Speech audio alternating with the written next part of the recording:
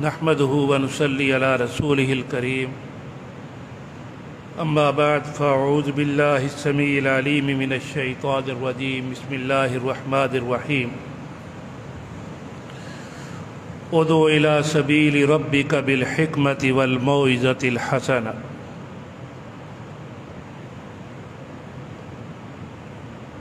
عزیز طلباء،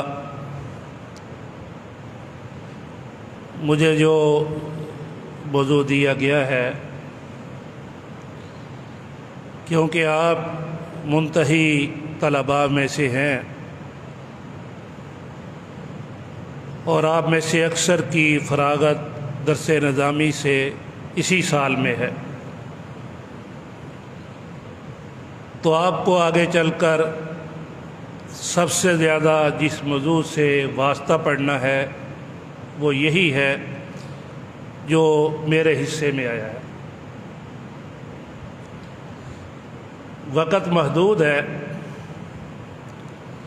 اور محدود وقت کے اندر کوشش ہوگی کہ زیادہ سے زیادہ چیزیں جو ہیں آپ کے گوش گزار کی جائیں۔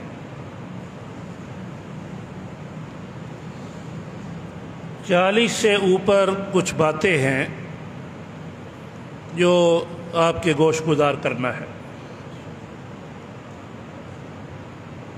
وقت کے لحاظ سے آپ اندازہ لگا سکتے ہیں اس کے اندر کتنا اختصار ہوگا۔ بعض کی طرف تو صرف اشارہ ہوگا اور بعض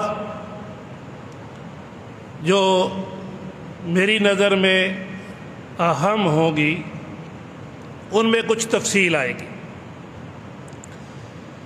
ہو سکتا ہے آپ کی نظر میں وہ اہم نہ ہو، کیونکہ ہر ایک کی سوچ اور فکر الگ ہوتی ہے،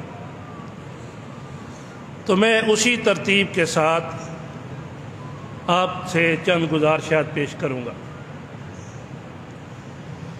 سب سے پہلی چیز ہے کہ یہ ملی جلی سی باتیں ہیں، ویسے اس کا 2 حصے ہیں، ایک درس قرآن کے حوالے سے اور ایک خطبہ جمعہ کے حوالے سے، لیکن ان میں بہت ساری باتیں ایسی ہیں جو مشترک ہیں۔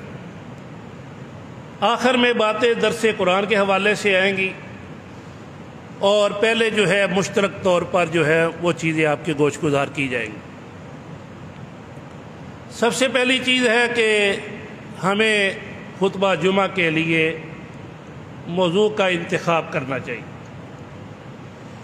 کہ کس موضوع پر خطبہ جمعہ ہوگا۔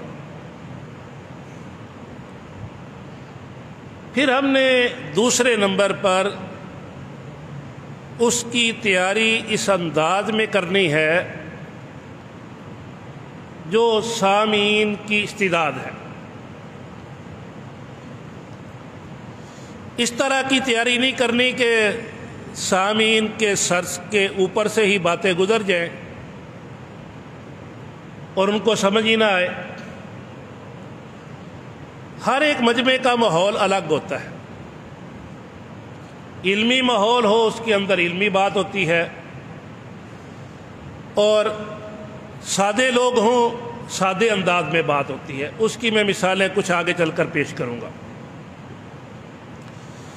تیسری چیز، موضوعات میں تنوع ہونا چاہیے۔ یہ نہیں کہ آئے دن ایک ہی موضوع پر گفتگو ہو رہی ہے۔ اپنے موضوع، میں نے تو یہ اندازہ لگایا ہے کہ اگر ہم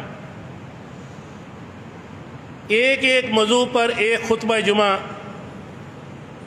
بیان کریں تو دین اسلام میں اتنے عنوانات ہیں کہ شاید دوبارہ زندگی میں ہمیں دوبارہ اس موضوع پر بولنے کا موقع نہ ملے۔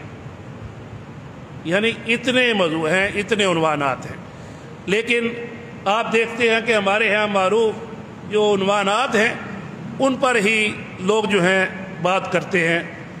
ہمیں ترغیب و ترہیب، امر بالمعروف، نہی عن المنکر، ان سب کے اوپر بات کرنی چاہیے، لیکن ترغیب و ترہیب کے انداز اس طرح ہونا چاہیے یہ نہیں کہ ہر جمعہ ہی فکر آخرت پر. ہمارے پہلوان فروقی پہلوان بیٹھے ہوئے ہیں تو وہ بتایا کرتے ہیں کہ ہمارے گوزنہ والا اڈہ میں جو مسجد ہے وہاں مولانا صاحب، میں ان کا نام نہیں لینا چاہتا، بزرگ تھے، وہ ہر جمعہ جو ہے نا فکر آخرت پر، تو وہاں پہلوان لوگ جو ہیں خطبہ جمعہ ادا کرتے تھے تو وہ رو رو کے ان کا برا حال ہو گیا. آخر ایک خطبے میں تنگ آ کر وہ جب اس نے دوبارہ فکر آخرت شروع کی، ایک نے جوتا اٹھایا اور سیدھا ممبر پر اس کے منہ پر، دوسرے نے دوسرا جوتا اٹھا کے اس کے منہ پر. یہ بات انتہائی نازیبا تھی. وہ مولانا صاحب جو ہیں ہمارے والد صاحب کے پاس آگے شکایت لے کر کہنے لگے جی اس طرح وہاں کے مقتدیوں نے، آپ کے جاننے والے ہیں تو انہوں نے زیادتی کی ہے. ہمارے والد صاحب نے ان آدمیوں کو بھی بلایا کہ بھئی تم نے یہ کیوں حرکت کی ہے؟ انہوں نے کہا جی مولانا ہم آپ کو کیا بتائیں، ہم یہ ایک ہی موضوع سن کر نا ہمارا برا حال ہو گیا ہے. ہر خطبہ جو ہے فکر رو کے ہمارا برا حال ہو گیا. تو یہ چیز اچھی نہیں ہے. عوام الناس اس کو پسند نہیں کرتے. مختلف قسم کے عنوانات ہونے چاہیے. چوتھے نمبر پر کوئی بھی بات کرنی ہو اس پر پہلے تحقیق کریں.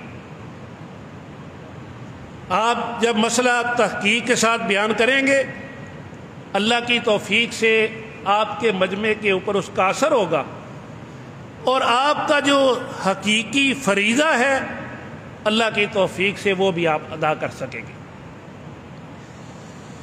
پانچویں بات ہے، عموماً ہمارے علماء کرنٹ افیئر کو چھوڑ دیتے ہیں.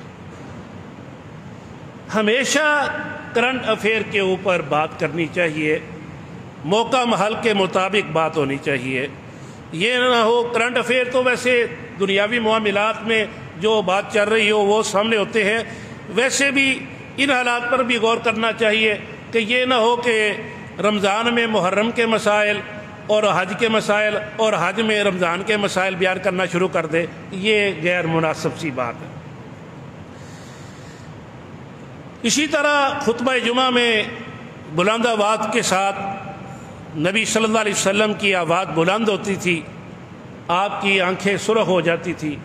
اس طرح اچھے انداز کے اندر بیان کرنا چاہیے، لیکن ایسے انداز میں نہیں، وہ آگے اس کی مثال میں آپ کو پیش کروں گا، اس طرح کا انداز نہیں ہونا چاہیے. نبی صلی اللہ علیہ وسلم موقع محل کے مطابق اپنے ہاتھوں کے ساتھ اشارہ بھی کر دیتے تھے. عموماً آپ کا طریقہ ایک انگلی سے اشارہ کرنے کا تھا، لیکن آپ اس طرح بھی کر لیتے کہ دو انگلیوں کا اشارہ کر دیتے. آپ نے فرمایا بُعِثْتُ أَنَا وَالسَّاعَةُ كَهَاتَيْنِ، قیامت اور میں دونوں ساتھ ساتھ، ایک دوسرے کے بعد آنے، اس طرح ساتھ ساتھ ہیں. تو اس طرح موقع محل کے مطابق مناسب طریقے سے اشارہ بھی کرنا چاہیے. اپنے خطبات جمعہ میں عوام کے اندر اسلامی فکر پیدا کرنے کی کوشش کرنی چاہیے. اسلامی تعلیمات سے روشناس ان کو کروائیں. ایمان، عقیدہ، طہارت، نماز کے مسائل بھی ان کے سامنے رکھیں. میری ایک ہی کتاب جو ہے خطبات وہ چھپی ہے، خطبات نماز. ہمارے جماعت کے ایک بڑے خطیب اور صاحب علم شخصیت ہے، انہوں نے جب کتاب دیکھی تو وہ کہنے لگے کہ یہ مسئلے کون سنتا ہے؟ یہ آپ کا ہی ماحول ہوگا کہ سنتے ہوں گے. یقیناً خود آدمی کو پیدا کرنا پڑتا ہے، اور اس کے اندر ہم نے نماز کے مسائل بیان کیے ہیں اور متعدد خطبات جمعہ، یعنی 12 یا 13 خطبات جمعہ اس کے اندر، تو وہ تقریباً باقاعدگی کے ساتھ مسلسل ایک ٹرم میں یہ ساری چیزیں آئی ہیں. تو یہ خاص ایک علم والی بات جائے تو لوگ اس کو پسند کرتے ہیں. تو اس طرح کے مسائل جو ہے اچھے مسائل تحقیق کے ساتھ آپ کو پیش کرنے چاہیے. 9ویں چیز ہے اپنے تقریر کے انداز میں تبدیلی لانے کی کوشش کریں۔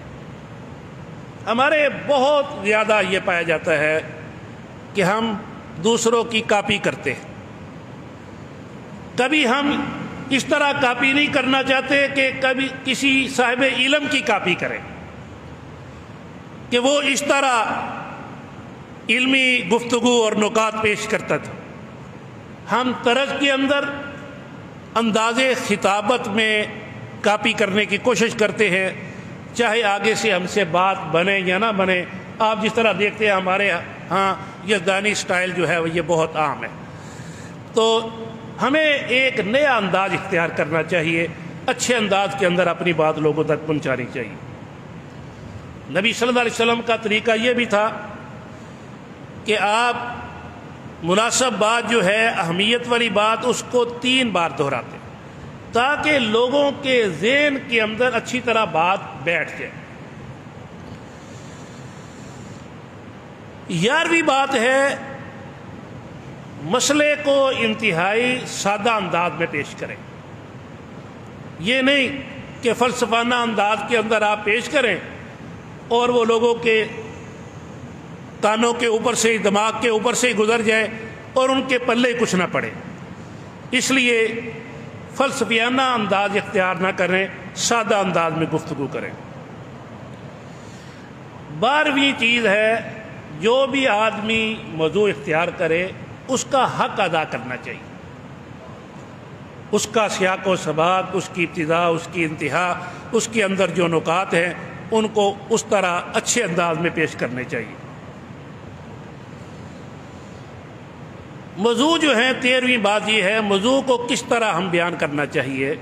اس کے اندر ہے سب سے پہلے ہمیں دلائل نص قرآنی سے لینے چاہیے، پھر اس کے بعد احادیث سے، پھر آثار صحابہ سے، پھر فقہاء کے اقوال سے، مفسرین کے اقوال سے، بزرگان دین کے اقوال سے، اور اس کے اندر سچے واقعات۔ یہ نہیں کہ جھوٹے واقعات آپ کے خطبات اور آپ کی تقاریر، آپ کے خطبات جمعہ کی زینت بنے۔ تحقیق کے ساتھ سچے واقعات آپ اس کے اندر پیش کریں۔ اسی طرح 14ویں چیز ہے، آپ افراط و تفریط سے اجتناب کریں۔ مسائل کے اندر اعتدال کا رستہ اختیار کریں۔ اس کے اندر شدت پسندی نہیں ہونی چاہیے، مناسب طریقہ اور اعتدال کا رستہ اس کے اندر ہونا چاہیے۔ 15ویں چیز، عنوان کے انتخاب میں اس چیز کو خاص خیال رکھیں، نوجوان نسل کا اخلاق اس کی اصلاح ہو سکے۔ جس طرح کہ محترم ڈاکٹر سارم صاحب نے سوشل میڈیا کے حوالے سے بڑا تحقیقی مقالہ پیش کیا ہے، تو ان چیزوں کو آپ سامنے رکھیں۔ انٹرنیٹ کی جو تباہ کاریاں ہیں، نوجوان نسل کو اور لوگوں کو اس سے آگاہ کریں۔ سماج کے اندر پھیلی ہوئی جو برائیاں ہیں وہ لوگوں کو بتائیں۔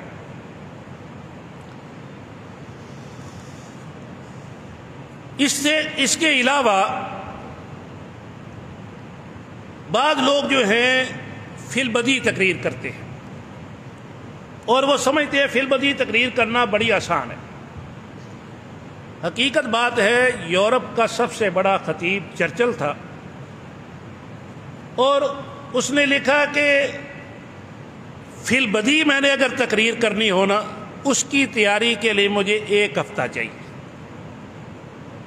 1 ہفتہ میں تیاری کر کے فی البدیہہ تقریر کرتا ہوں۔ یعنی فی البدیہہ کا مطلب ہے نوٹس آگے نہ ہوں، زبانی تقریر کی جائے۔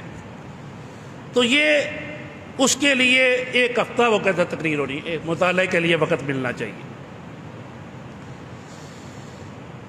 17ویں بات ہے، آپ جب بھی خطبہ جمعہ کے لیے آئیں، تقریر کے لیے آئیں، اللہ سے دعا کریں، 2 رکعت نفل پڑھیں، اللہ سے دعا کریں کہ اللہ شرح صدر کر دے، ربی شرح لی صدری ویسر لی امری۔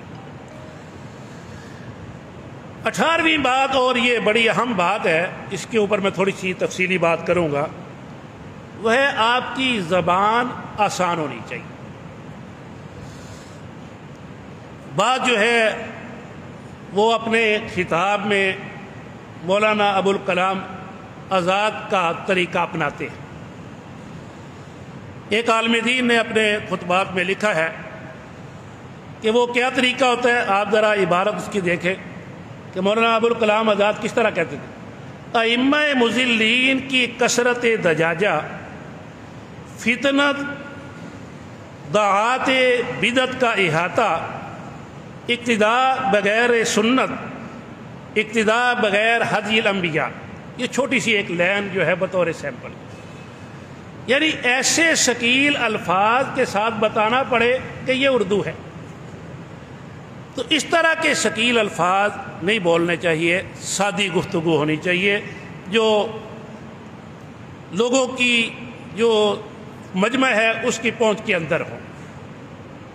آج تو جدید دور آگے ہے، جس طرح کا ماحول ہو، بعض الفاظ اگر انگریزی کے استعمال کر لیے جائے جو عام فہم ہیں تو اس کے اندر کوئی حرج نہیں ہے۔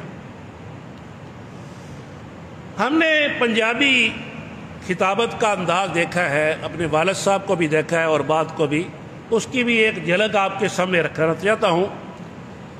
کلالہ، آپ ایک مسئلہ جانتے ہیں جس کا کوئی فرع بھی نہ ہو، جس کی اصل بھی نہ ہو، وہ کلالہ ہے۔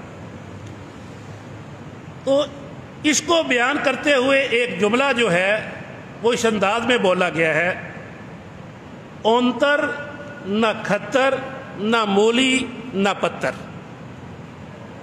یہ انداز ہے ایک پنجابی زبان کا، پنجابی والے اس کو سمجھ گئے ہیں، شاید آپ طلباء اس کو سمجھے یا نہ سمجھے۔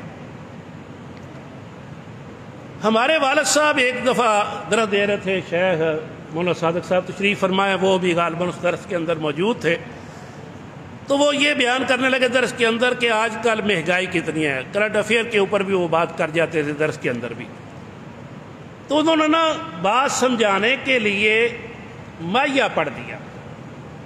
وہ مائیہ کے جو الفاظ تھے وہ آپ کے سامنے، سڑکتے لوک مائیہ جیدے اگے لاپر ہوئیے اور روندہ ہے بک مائیہ، یعنی جس کو اپنا دکھ سنائیں روئیں وہ آگے سے زیادہ رو کے دکھاتا ہے کہ میں تو اس طرح پریشان ہوں۔ انداز زبان کے اندر ایسا ہونا چاہیے تو دوسرے کو سمجھ آئے۔ اسی طرح ہمارے والد محترم نے، مولانا اسحاق پٹی صاحب نے بھی اپنی کتاب کے اندر یہ واقعہ لکھا ہے، جب مولانا اسحاق چیمہ رحمہ اللہ ان کی وفات ہوئی تو خطبہ ان کے نماز جنازہ میں ہمارے والد صاحب خطاب کے لیے آئے۔ مولانا اسحاق چیمہ صاحب کی کوئی اولاد نہیں تھی، تو انہوں نے بات ابتدا یہاں سے کی، ماپے تینوں کٹ رون گے بہتے رون گے دل دے جانی، اس طرح انہوں نے بات کی ابتدا کی۔ تو ان چیزوں کو دیکھنا چاہیے۔ میں سمجھتا ہوں ایک مقرر کے لیے موجودہ دور میں قرآن مجید کا حفظ، احادیث کو حفظ کرنا اور اس کے ساتھ ساتھ اشعار کو حفظ کرنا ضروری ہے۔ اس کے علاوہ ضرب الامثال کو بھی حفظ کرنا ضروری ہے۔ جس قدر اس کے اوپر عبور ہوگا قرآن مجید کی آیات پر، حفظ پر، احادیث کے مجموعے پر، اشعار پر، وہ موقع محل کے مطابق حدیث بھی پڑھ سکے گا، قرآن مجید کی آیت سے استشہاد بھی لے سکے گا اور شعر کے اندر سے بھی استشہاد لے سکے گا۔ تو اس طرح آدمی کو اس بات کا خیال رکھنا چاہیے۔ نبی صلی اللہ علیہ وسلم کے داماد حضرت علی رضی اللہ تعالی عنہ کا قول بھی ہے صحیح مسلم میں، خاطب الناس علی قدر عقولہم، جتنے عقل مند لوگ سامنے بیٹھے ہیں نا اس طرح کا خطاب کرنا چاہیے۔ یہ نہیں کہ آگے گاؤں کے لوگ بیٹھے ہیں یا مزدور پیشہ لوگ بیٹھے ہیں، پڑھے لکھے نہیں، تو ان کے اوپر ثقیل گفتگو کی جائے، اس طرح نہیں ہونی چاہیے۔ 19 نمبر پر ہے آدمی کے اندر خود پسندی نہیں ہونی چاہیے۔ میری مراد اس سے ہے کہ آدمی تقریر کر کے تو بعد میں لوگوں سے جا کے مجھے کیسا میں نے بیان کیا پھر اس سے رائے لینے کی کوشش کرے، اس طرح کی چیزیں نہیں ہونا چاہیے۔ ایک واقعہ بھی اس حوالے سے کہ ایک آدمی تقریر کر رہا تھا تو ایک آدمی زاروں کی طرح رو رہا تھا، وہ بڑا گرج گرج کے تقریر کر رہا تھا۔ تو وہ بعد میں اس کو تلاش کرنے لگا، تلاش میں مل گیا تو اس سے پوچھ رہا یار تجھے سب سے زیادہ کس چیز نے متاثر کیا ہے کہ تم اتنا رو رہے تھے؟ متاثر کیا کرنا تھا، مجھے تو یاد آ رہا تھا ہمارا ایک کٹا تھا تو وہ بڑا اس طرح بولتا تھا زور زور سے، آخر کار اس کی موت واقع ہوگی، تو مجھے یہ ترس آ رہا پتہ نہیں یہ مولانا صاحب بھی بچیں گے یا نہیں بچیں گے۔ تو اس طرح کے معاملات سے بھی اپنے آپ کو بچانا چاہیے۔ 20ویں چیز ہے اپنے بیان کو موضوع کے ساتھ اٹیچ رکھیں۔ یہ نہ ہو کہ ایت کچھ پڑھی ہے اور آگے بیان کچھ کر دیا، یہ نہیں ہونا چاہیے۔ عموماً یہ دیکھنے میں آیا یہ امیر محترم بیٹھے اس طرح کے واقعات بہت سناتے ہیں کہ کس طرح کسی کو عنوان وہ فکر آخرت ہی بیان کرتا تھا تو کس طرح اس کو لوگوں نے گھیر لیا کہ کسی طرح نہ موت کے موضوع پر یہ بات نہ کرے، تو اس کو حضرت یوسف کا واقعہ دے دو۔ اس نے شروع کیا تو آخر میں جب اس کے بھائیوں نے اسے مارنے کے لیے کنویں کے اندر پھینک دیا تو یہی موت ہے نا، تو پھر وہ موت کے اوپر شروع ہو گیا۔ تو وہ انداز تو ان کا ماشاءاللہ جو ہے وہ ایک الگ انداز ہے، اس طرح کا انداز ہم نہیں اپنا سکتے۔ تو یہ موضوع کے اوپر آدمی کو بولنا چاہیے۔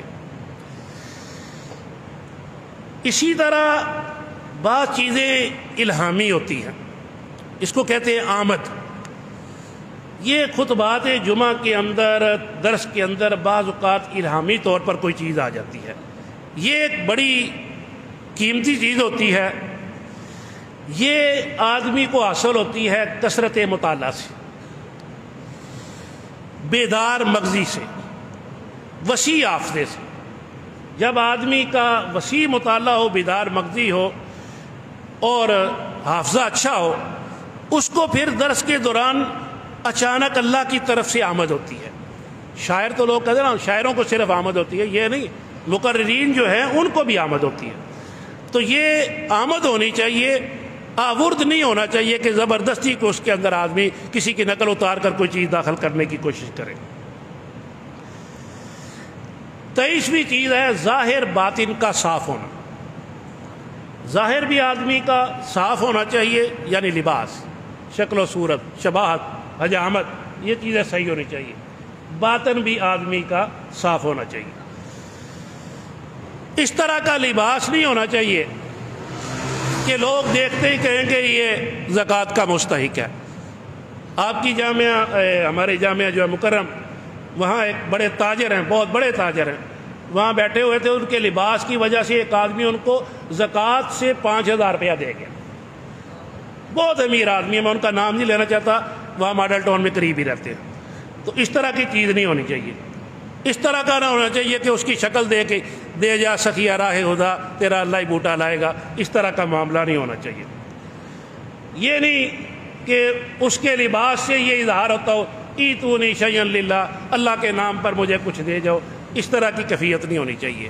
ہمارے بہت بڑے بزرگ، بہت بڑے عالم دین تھے، وہ ایک ادارے میں امتحان لینے کے لیے، ہمارا سب سے بڑا جو ادارہ جامعہ سلفیہ، وہاں امتحان لینے کے لیے گئے، تو ہمارے شہر کے ہی مولانا مشتاق چیمہ صاحب ہیں، وہ دروازے پر کھڑے تھے۔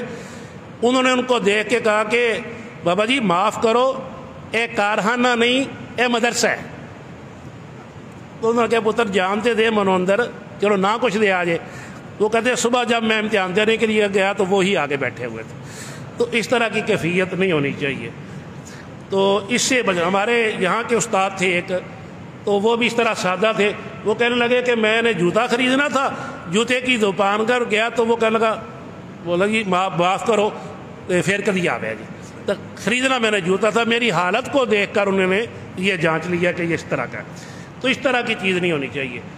محدثین کئی، امام نسائی رحمہ اللہ، عبداللہ بن مبارک رحمہ اللہ، یہ بڑے اچھے لباس میں پہنتے تھے۔ عبداللہ بن مبارک کے متعلق ہے، میں اچھا لباس اس لیے پہنتا ہوں، میں دیکھ دیکھ کر اللہ کا شکر ادا کرتا رہوں، الحمدللہ الحمدللہ الحمدللہ۔ اس طرح صاف ستھرا اچھا لباس ہونا چاہیے۔ 24ویں چیز ہے تیاری آدمی کو کرنی چاہیے افادے کے طور پر نہیں، استفادے کے طور پر۔ افادہ کا مطلب ہے آگے دوسرے کو پہنچانی چیز، استفادہ ہے اپنے آپ کو فائدہ دینا۔ تو اس طرح آدمی کو تیاری کرنی چاہیے کہ پہلے اپنے آپ کو اس کو فائدہ ہو، تو پھر اس کے بعد اپنے اوپر وہ کیفیت طاری کر کے آگے دوسرے کو بتائے، تو اس کے اندر زیادہ اثر بھی ہوتا ہے۔ یہ لما تقولون ما لا تفعلون کی عملی تفسیر ہے کہ آدمی کو وہ کرنا چاہیے جو وہ خود کرتا ہے، جو وہ خود کرتا ہے اس کا تضاد بھی اس کے بیان کے اندر ہونا چاہیے۔ 25ویں چیز ہے فتویٰ بازی سے اجتناب کریں۔ میرے شیخ بھی پہلے اس بات کی طرف اشارہ کر گئے ہیں، فتویٰ بازی سے مکمل اجتناب کریں، اور یہ نہ ہو کہ مخالف کے اوپر بولتے ہوئے منہ سے جھاگ چھوٹی ہوئی ہے اور ہر ایک کو کافر قرار دے رہے ہیں، اس طرح کی چیزیں نہیں ہونی چاہیے۔ نبی صلی اللہ علیہ وسلم کا طریقہ تھا ما بال اقوام یقولون قضا و قضا، کیا لوگوں کو ہو گیا کہ وہ اس طرح کی باتیں کرتے ہیں۔ اس طرح امام بخاری رحمہ اللہ نے بڑے بڑے اس دور کے فتنوں کی طرف اشارہ کیا ہے، لیکن کسی کا نام نہیں لیا، قال بعض الناس کہہ کے بات کو ختم کر دیا۔ یہ طریقہ اختیار کرنا چاہیے، یہ نوجوانوں کے لیے بہت ضروری ہے۔ 26ویں چیز ہے حکمت اور تیسر۔ حکمت کے ساتھ بات کرنی چاہیے، لوگوں کے اندر آسانیاں بانٹنی چاہیے۔ آپ نے فرمایا انما بعثتم میسرین ولم تبعثوا معسرین، تم آسانیاں پیدا کرنے کے لیے مبعوث کیے گئے ہو، بھیجے گئے ہو، مشکلات پیدا کرنے کے لیے نہیں بھیجے گئے، اس لیے اس کے اندر بھی احتیاط کرنی چاہیے۔ بعض لوگ جو ہیں وہ پردہ کا موضوع ہو، داڑھی کا موضوع، اس کے اوپر بڑے خوفناک انداز میں خطاب کرتے ہیں، لوگ قریب آنے کی بجائے دور ہو جاتے ہیں۔ نواب صدیق الحسن بہت بڑا نام ہے علمی میدان میں، اور ان کی جس خاتون سے شادی ہوئی وہ ملکہ تھی، تو وہ بے پردہ تھی، لیکن انہوں نے ان کو کیسے سمجھایا؟ تو جب بچوں نے ان سے پوچھ لیا کہ دیوس کا کیا معنی ہے، وہ کہنے لگے کہ عصر کے بعد میں اور میری بیگم ٹانگے پر بیٹھ کر گھر سے نکلتے ہیں، جب ہم نکلے تو اس وقت آپ نے مسئلہ پوچھنا ہے۔ تو وہ نکلے تو انہوں نے آگے کھڑے ہو گئے، استاد جی ایک بات پوچھنی تھی، مسئلہ پوچھنا، دیوس کس کو کہتے ہیں؟ انہوں نے کہا کہ مجھے دیوس کہتے ہیں، مجھے دیوس کہتے ہیں۔ وہ کہنے لگے حضرت آپ کیا معذرت، ہم غلطی کر گئے، آپ سے اس وقت پوچھ لیا۔ کہنے لگے نہیں، دیوس وہ ہے جس کے سامنے اس کی ماں بہن جو ہے بے پردہ پھرے، اس کی بیوی بے پردہ پھرے، وہ دیوس۔ اس چیز کا اثر ان کی زوجہ محترمہ شاہ جہاں کے اوپر ایسا پڑا کہ ان کے بعد انہوں نے پردے کے اوپر انتہائی اعلیٰ قسم کی کتاب لکھی، وہ آج بھی بازار کے اندر دستیاب ہوتی ہے۔ تو اس طرح ان چیزوں کا خیال رکھنا چاہیے۔ 27ویں چیز ہے جملہ معترضہ طویل نہیں ہونا چاہیے۔ موضوع سے ہٹ کرنا، بعض اوقات ایک چیز آ جاتی ہے معترضہ طور پر، وہ محدود ہونی چاہیے۔ بہت سارے خطباء کو دیکھا ہے کہ وہ جملہ معترضہ بہت طویل لے جاتے ہیں، تو اس کے اندر احتیاط کرنی چاہیے۔ 28 نمبر زیادہ الفاظی سے بھی اجتناب کرنا چاہیے، اہم بات جو ہے دہرا لینی چاہیے۔ 30 نمبر آواز کا اتار چڑھاؤ جو ہے تقریر کے اندر، اس کا خیال کرنا چاہیے۔ یہ نہیں کہ آدمی لگا ہے تو پھر اس کو سانس ہی نہیں آنا، ایسے خطیب ہم نے دیکھے ہیں، ان کے اوپر واللہ ترس آتا ہے کہ وہ اس انداز میں وہ گفتگو کرتے ہیں۔ 31ویں چیز عملی پیغام جو ہے لوگوں تک پہنچانا چاہیے۔ میں کیونکہ وقت بہت محدود ہے، 1:45 بجے اذان ہوگی، میں نے 5 منٹ کے اندر مختصراً آگے بات کرنی ہے انتہائی۔ یہ مشترکہ سی باتیں تھیں، ایک ہوتا ہے وہ خطاب جو طلباء اور یا تفسیر کے زمرے میں آتا ہے، اس حوالے سے کچھ اشارے کرنا چاہتا ہوں طلباء کو خطاب ہو یا تفسیر کا معاملہ ہو، طلباء کو خاص طور پر، تو ان کو درس دیتے وقت صرف نحو کی بھی بات ہو سکتی ہے، لغت، بلاغت، معانی کی بھی بات ہو سکتی ہے، غریب القرآن، فقہ القرآن، مشکلات القرآن، نکات القرآن، دعوت، دلیل، ادلہ، شبہات، اس طرح کی ساری چیزیں ان بچوں کے سامنے کی جا سکتی ہیں، کیونکہ ان کے مضمون کا حصہ ہے، وہ اس طرح کی چیزیں پڑھتے ہیں، لیکن عوام الناس کے اندر اس طرح کی چیزیں بیان نہیں کی جا سکتی۔ تیاری جو ہے یہ کس طرح کرنی چاہیے خطبہ جمعہ یا خاص طور پر درس قرآن، اس کی طرف میں مختصراً اشارہ کرنا چاہتا ہوں۔ درس قرآن کے لیے بہترین ہے کہ آدمی قرآن مجید اور نبی صلی اللہ علیہ وسلم کی احادیث کا انتخاب کرے، جس طرح میں نے پہلے اشارہ کیا، اور اس میں بہترین کتاب تفسیر ابن کثیر ہے، درس کے اندر بھی اور خطبہ جمعہ میں بھی۔ اور ہمارے ایک استاد تھے مولانا منظور صاحب، وہ فرمایا کرتے تھے مشکات المصابیح دوسری جلد، اس کی پہلی فصل، کیونکہ اس کے اندر صحیح حدیث ہوتی ہے، یا تیسری فصل کے اندر اگر صحیح حدیث سے مل جائے تو اس سے لے کر مشکات سے آپ بہترین جمعے کی تیاری کر سکتے ہیں۔ تو اس طرح اس کے علاوہ خطبات جمعہ بھی عام مل جاتے ہیں محققہ، تو اس سے بھی آپ استفادہ کر سکتے ہیں۔ میں وہ کتابیں چند آپ کے سامنے اس کا نام لینا چاہتا ہوں۔ عربی کتب سے اصل ماخذ سے تیاری کریں، اگر اس پر نہیں کر سکتے درس خطبات اس سے تیاری کریں۔ مجودہ کتب جو ہیں درس کے لیے وہ ابن کثیر، تفسیر ابن کثیر، قرطبی، ایسر التفاسیر، مفردات القرآن، تفسیر قرآن بالقرآن، تفسیر ابی سعود، تفسیر المنیر، ان دونوں تفسیروں کے اندر تفسیر ابو سعود اور تفسیر المنیر میں واض، نصیحت، عملی پیغام بڑی اچھی ترتیب سے بیان کیا گیا ہے۔ اسی طرح احسن التفاسیر ہے، اس طرح ہمارے استاد محترم شیخ عبدالسلام بٹوی صاحب کا تفسیر القرآن ہے، اسی طرح میاں محمد جمیل صاحب کا فہم القرآن ہے، اشرف الحواشی ہے۔ یہ بہترین تفسیریں ہیں، ان میں ساری میں نے مکس کر دی ہے۔ تھوڑا وقت ہو تو اختصار والی مختصر کتابیں ان کو انتخاب کرنا چاہیے، چوز کرنا چاہیے، اگر وقت زیادہ ہو تو پھر تفصیلی مطالعہ آدمی کو کرنا چاہیے۔ لیکن اس کے ساتھ ساتھ جو میں اشارہ جو کرنا چاہتا ہوں وہ ہے جو مخالفین ہیں نا، ان کی تفسیروں کو بھی دیکھنا چاہیے۔ مثلا ہم مسلک اہل حدیث سے تعلق رکھتے ہیں، احناف دیوبند جو ہیں، ان کی تفسیروں کو بھی ہم دیکھنا چاہیے کہ وہ اس کے اندر کیا بیان کر رہے ہیں اور اچھے انداز کے اندر ان کا رد ہو سکے۔ مثال کے طور پر احمد رضا بریلوی جو ہے، اس نے وَاسْتَغْفِرْ لِذَنْبِكَ وَلِلْمُؤْمِنِينَ وَالْمُؤْمِنَاتِ، اس کے اوپر وَاسْتَغْفِرْ لِذَنْبِكَ، اس کا معنی ہے آپ اپنے خاصوں کے گناہوں کی معافی طلب کریں۔ ذم کا معنی اس نے کر دیا ہے خاصوں۔ تو آپ صاحب علم ہیں، طالب علم ہیں، آپ جانتے ہیں کہ وَاسْتَغْفِرْ لِذَنْبِكَ کا کیا معنی ہے۔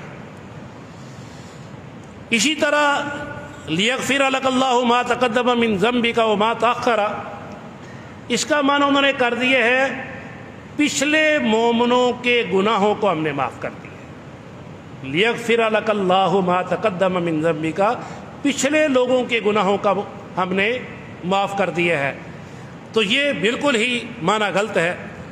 اسی طرح بریلویوں کے ایک اور ہے مفتی احمد یار گجراتی، ان کی تحریریں، ان کی تفسیریں جو ہے اس کے اندر ہے مَثَلُ الَّذِينَ يُنْفِقُونَ أَمْوَالَهُمْ فِي سَبِيلِ اللَّهِ، اس کے تحت لکھتے ہیں کہ اس کے تحت تیجا، ساتا، 40واں یہ سب شامل ہے۔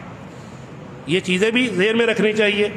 اسی طرح وہ أَرَأَيْتَ الَّذِي يُكَذِّبُ بِالدِّينِ، اس کی تفسیر لکھتے ہوئے کہتے ہیں وہابیوں کو عبرت پکڑنی چاہیے کیونکہ وہ لوگوں کو میلاد سے روکتے ہیں۔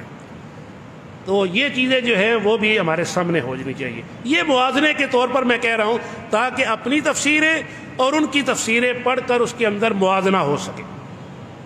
اسی طرح بڑی اہم چیز ہے، اس کی طرف بھی توجہ دلانا چاہتا ہوں، سر سید کی جو تحریریں ہیں اور تفسیر، اس کے اوپر بھی توجہ کرنی چاہیے، کیونکہ وہ معجزات کا منکر تھا اور بہت ساری چیزیں اس کے اندر ہیں۔ وہ ملائکہ کا ذکر کرتے ہوئے کہتے ہیں کہ ملائکہ سے مراد مخلوقات کے خصائص ہیں، پانی کے خصائص، آگ کے خصائص، وہ ملائکہ کو مخلوقات کے خصائص قرار دیتے ہیں۔ اسی طرح وہ کہتے ہیں جنات سے مراد وحشی لوگ ہیں، جنگلی لوگ ہیں، کوئی جنات نہیں ہیں، ان کے وہ منکر ہیں۔ سود مفرد تو کہتے ہیں جائز ہے، سود مرکب کی وہ نفی کرتے ہیں۔ اس طرح کی چیزیں جو ہے یہ آپ کو اس طرح کی چیزوں مطالعہ کریں گے جب آپ ان تفسیروں کی، تو آپ کو انشاءاللہ العزیز کے اندر سے بہت ساری چیزیں ملیں گی، لیکن ان تفسیروں کا مطالعہ انہی کو کرنا چاہیے جن کے اندر جانچ پرکھ کی صلاحیت ہے۔ یہ نہ ہو کہ وہ پڑھ لے اور اس کو لوگوں کے سامنے بھی بیان کر دے اور وہ سراسر کتاب و سنت کے خلاف ہو۔ اس لیے جانچ پرکھ ہونا اس کے اندر شرط ہے۔ جس کے اندر جانچنے کی پرکھنے کی صلاحیت ہے تو اس کو ضرور ان کتب کا مطالعہ کرنا چاہیے۔ میں نے بڑے اختصار کے ساتھ یہ باتیں اپنے وقت کے اندر رہ کر ختم کرنے کی کوشش کی ہے۔ امید ہے کہ آپ حضرات کو اس سے کچھ نہ